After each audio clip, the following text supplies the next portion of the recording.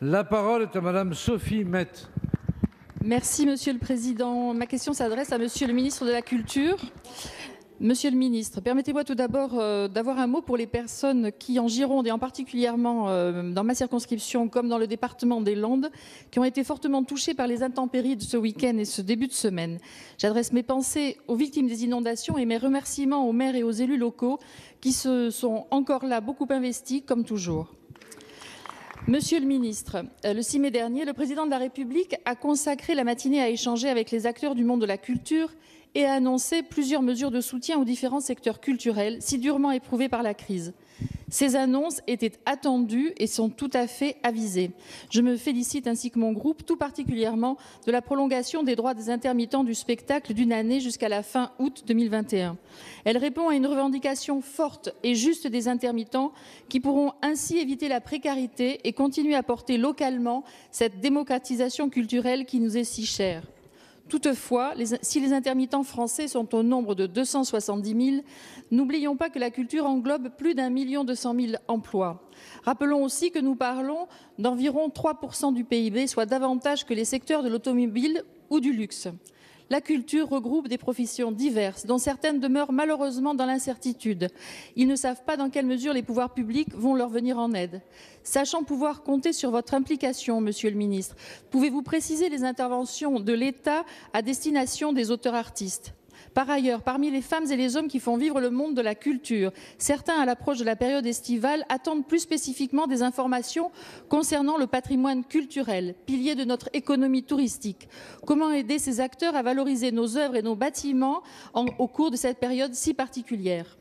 Monsieur le ministre, ces questionnements sont légitimes. Un plan de relance et de soutien de la culture est nécessaire et attendu, tant la culture française, avec ses spécificités, est belle et tant chacun de ses aspects mérite notre soutien. Je vous remercie. Merci, chers collègues. La parole est à Monsieur Franck Riester, ministre de la Culture. Merci Monsieur le Président, Mesdames et Messieurs les députés, Madame la députée Met. Le Président de la République, la semaine dernière, en plus des annonces que je viens d'évoquer juste avant, a aussi parlé des artistes-auteurs. Les artistes-auteurs qui sont si essentiels dans la vie culturelle. Le gouvernement, dès le départ, avait mis en place un certain nombre de dispositifs qui permettent de prendre en compte d'une manière urgente des difficultés des artistes-auteurs. C'est le fonds de solidarité dont nous avons modifié en lien avec Bruno Le Maire les critères d'accès pour les artistes-auteurs. Ce sont les dispositifs spécifiques mis en place par les différents opérateurs du ministère de la Culture, le CNC, le CNM, le CNL, le CNAP, en lien avec les organisations de gestion collective des droits et les professionnels pour mettre en place des dispositifs spécifiques d'accompagnement des artistes-auteurs.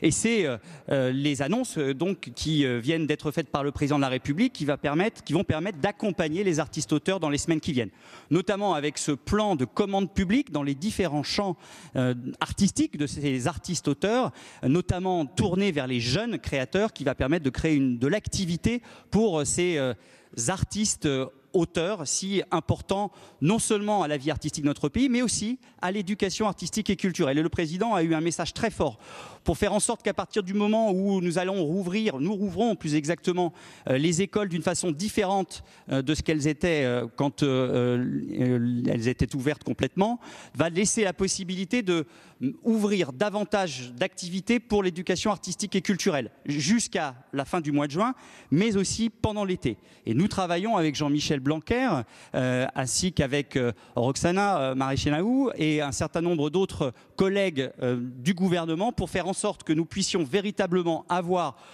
pendant ces 2 mois et pendant l'été des activités culturelles en l'occurrence où les artistes auteurs seraient pleinement impliqués. Merci, Monsieur le Ministre.